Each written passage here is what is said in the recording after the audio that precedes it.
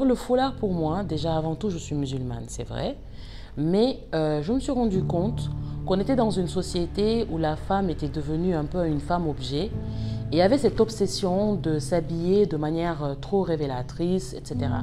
Et moi, mon combat, mon message, c'est de montrer à ces femmes-là, de les inspirer et de les motiver à adhérer au concept qu'on peut s'habiller de manière décente, en s'exprimant, en montrant sa personnalité, en ayant sa touche, en ayant son identité, sans être sexy ou sans réduire en tout cas notre personnalité ou notre réputation à juste des belles formes et voilà, des habits trop révélateurs. Bonjour, je m'appelle Madeleine Silla, plus connue sous le nom de Madeleine d'Arabie. Je suis artiste et fashion designer. Alors, mon parcours est un peu atypique.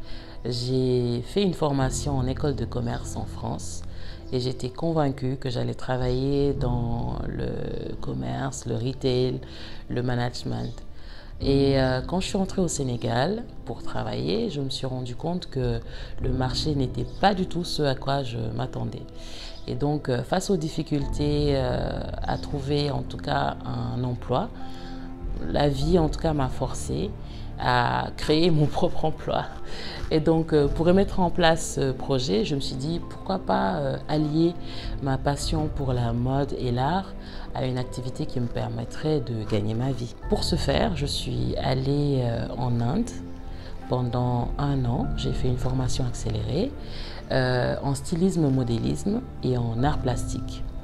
Et c'est vraiment cette expérience-là qui m'a permis de revenir au Sénégal et de mettre en pratique mes connaissances en technologie de tissu, en mode, en art. Et voilà, Madeleine d'Arabie est née.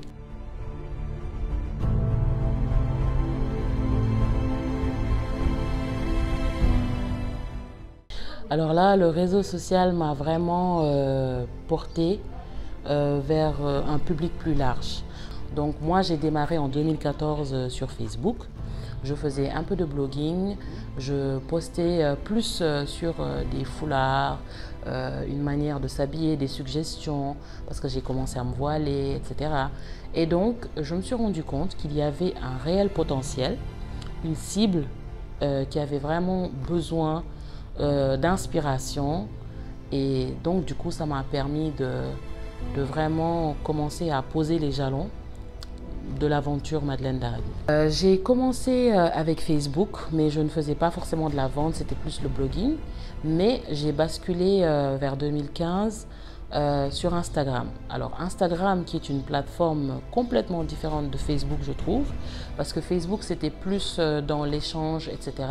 Alors qu'Instagram, au début, bon maintenant ça a évolué, mais au début c'était très aseptisé, très axé photographie, partager des moments, etc. Et donc, ça m'a poussé en tout cas à déjà améliorer la qualité de mes images, à plus penser les photos, parce que si c'est juste pour poster un selfie, tout le monde sait le faire. Et donc, être sur Instagram, étant dans une plateforme où le regard et les attentes sont différentes, m'a poussé à vraiment travailler sur des photos plus abouties, un message plus abouti et proposer des produits plus créatifs. On ne contrôle pas la réaction du public.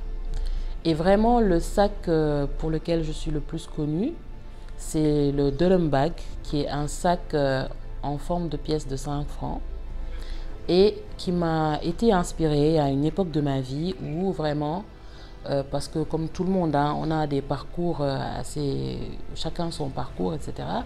Et donc, je me suis rendu compte de la nécessité, que c'était vraiment vital pour une femme d'avoir sa porte de sortie, d'avoir le pouvoir de s'exprimer sans contrainte. Et donc, comme j'étais dans cette quête-là d'indépendance financière, j'ai créé ce sac-là, le Durham Bag. Et le message qu'on voit sur le sac, c'est « Get your money » en anglais. Je l'ai mis en anglais pour que ça parle à tout le monde. Mais le message, c'est quoi? « Get your money », ça veut dire « ayez votre propre source de revenus ». C'est très important, c'est vital. Et le message, le second message, c'est United States of Strong Women. Ce que je veux, c'est que les femmes soient unies et solidaires. Je fais la promotion de la sororité, je fais la promotion du Woman Empowerment, comme on dit en anglais. Je veux que les femmes soient fortes, solidaires et qu'elles aient leur propre voix.